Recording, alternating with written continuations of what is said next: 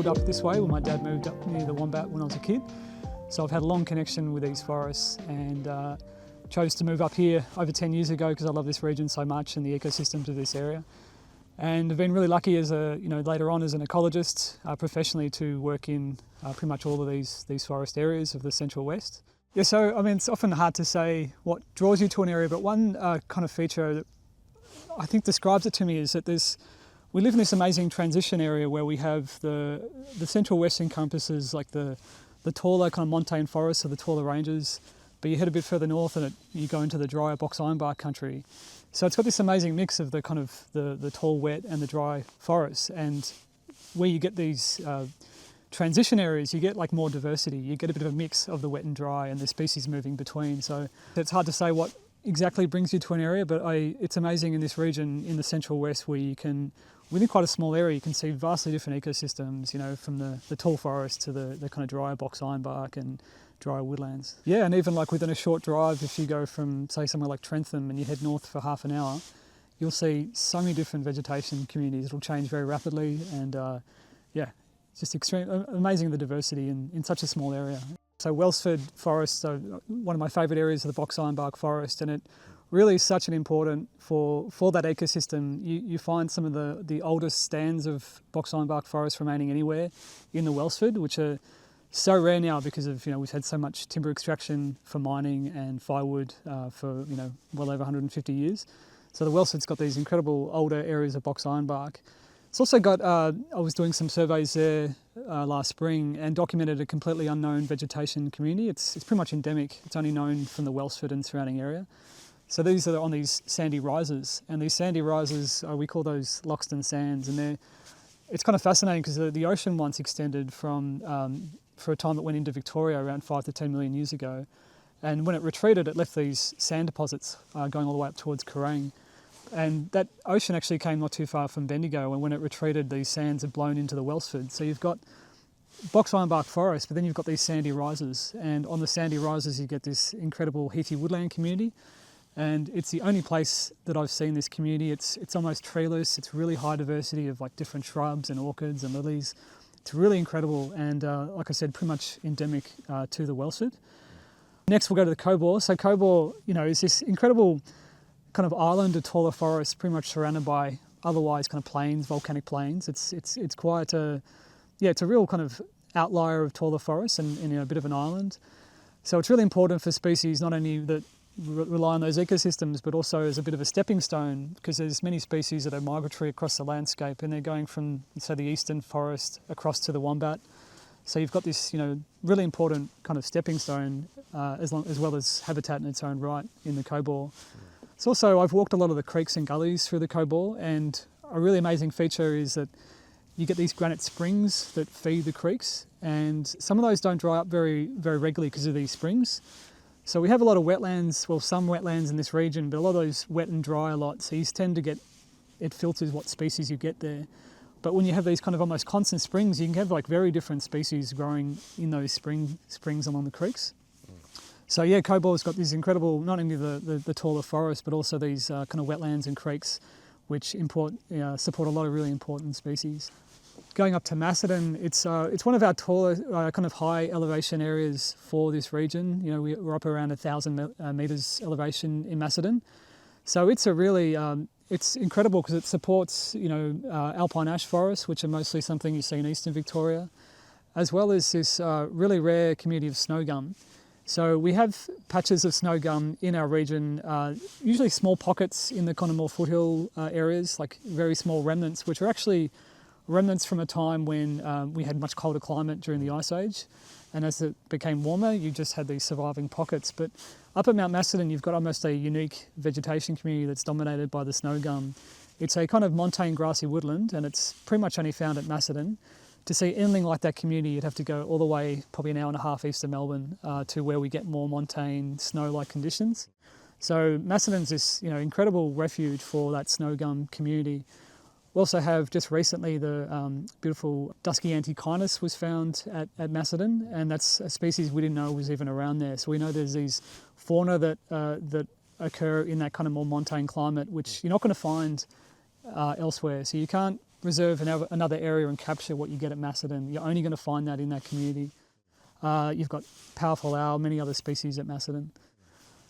The wombat is this vast area of different habitats where there's so many species that rely on there, including threatened species like powerful owl. We know for greater glider, it's one of the most important refuges in this whole region for that species, which they need bigger trees with hollows in them for breeding and for refuge. And it just shows you too, that illustrates that there's so much we don't even know about these forests. Like, we need to keep studying and looking after them because there's still so many amazing values that we're still coming across. Some examples where I was doing some surveys in the Wellsford Forest last spring, and some of the species I saw were the amazing little dookie daisy.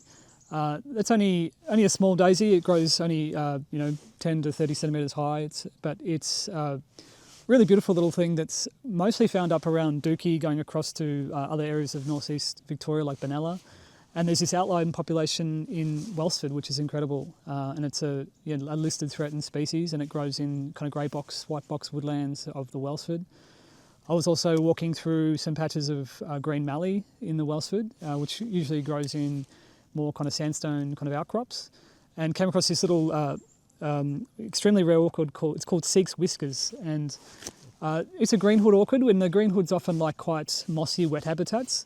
But this orchid, it can grow in really rocky, dry areas, but only found in a few areas of Victoria, like in central Victoria. So it's found in the Whipstick, and this was the first record for Wellsford. So once again, we're still finding more species and more threatened species in this area, and that one's extremely rare, and it's found at Wellsford.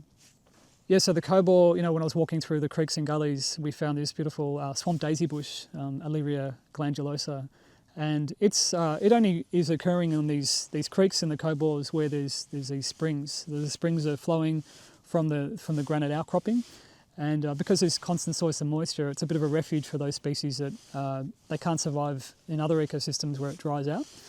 And so it's the only place in that whole part of central Victoria we get is the swamp daisy bush. You get a little bit in Wombat Forest and similar kind of gullies, but you found it in the cobor. If you go up on Mount Macedon, there's a whole range of threatened plant species, not only the amazing snow gum, the largest population of snow gum in this part of Victoria, but also there's a dwarf silver wattle that is in really high abundance up there. So the dwarf silver wattle is generally only found in scattered pockets around Riddles Creek going across to the Wombat Forest, but you go up to Macedon and it's quite abundant, and it's only because you've got this small area of kind of montane kind of climate. So it's a real refuge for the dwarf silver wattle, which is a beautiful small tree you find up on Macedon. So the wombat has got over 20,000 records of threatened plant species, including around 40 that are listed, and these include some that are not found anywhere else. So a great example is the wombat leafless bossia, which is a species of pea, and it's extremely rare. It's only known from 5 separate patches, so it's a rhizomatous plant, and so each of these patches is only one plant, and then there's only 5 separate plants. And there's one other subspecies of the wombat leafless bossia, which is up in East Gippsland, but that's been found to be completely, it's different from the wombat species. So there once would have been this kind of continuous population to East Gippsland, but with changing climate over the last, we've had a lot of changing climate since the Ice Age receded, and some of these species have only contracted and only from very small populations. And if we don't protect that area of the wombat, the leafless bossia, we're not going to, that species isn't going to survive.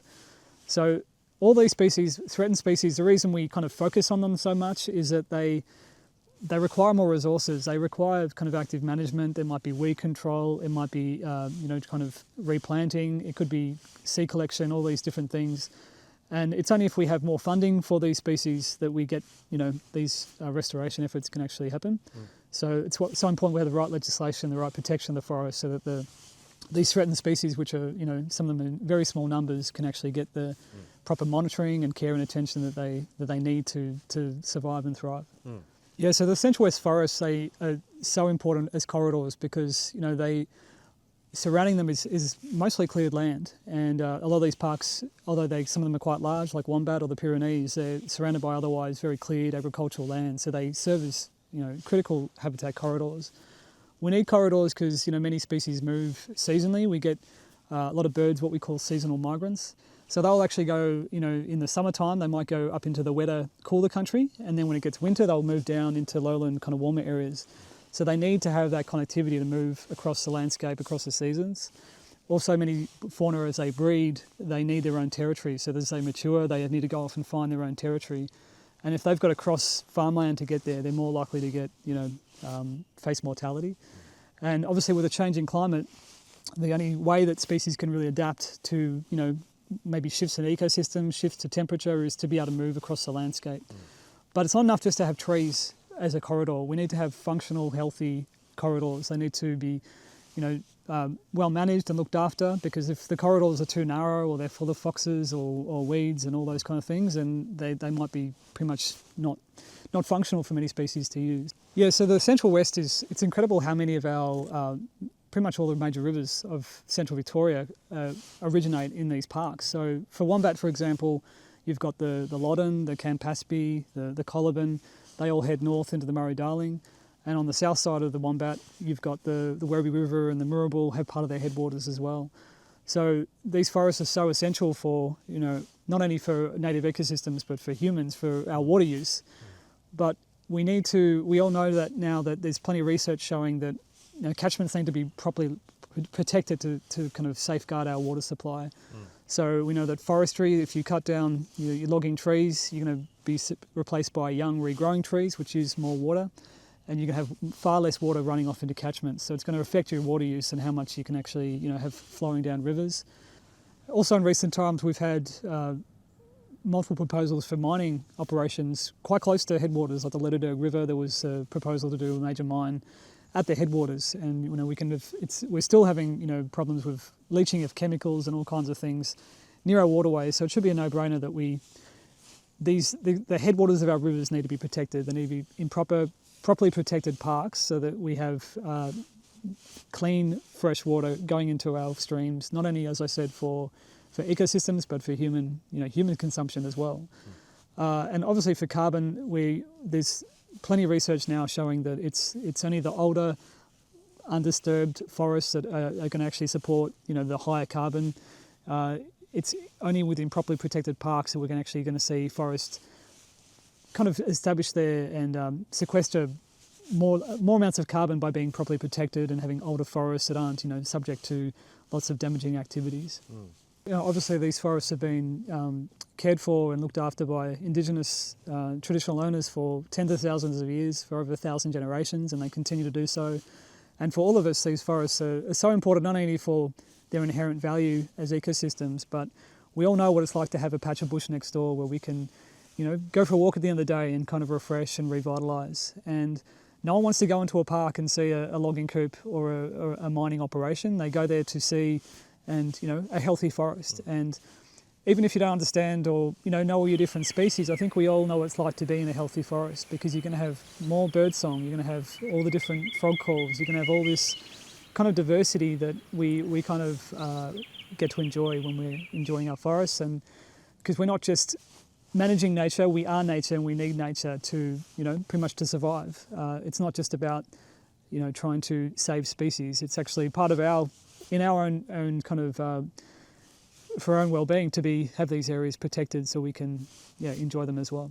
Yeah, I mean, we've seen multiple examples only in the last 5 years of still this kind of mentality from government to extract resources from these forests and see them as a source of revenue rather than being refuges for biodiversity. And we're seeing still forestry continuing under different guises. We're seeing inappropriate burning.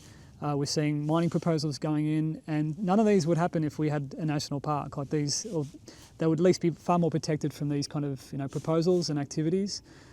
Also, when you get a national park, you tend to get more funding for for management. You get more priority for, say, having park rangers looking after these areas and compared to a state forest.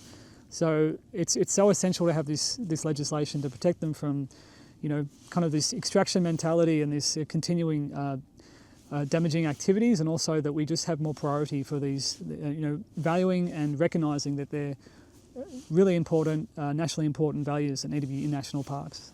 We're running out of time. Like we don't have all the time in the world anymore. We've had over 150 years of abuse of these forests, and even if we do the right thing from today and start managing these areas and protect them properly, we're going to have lots of challenges.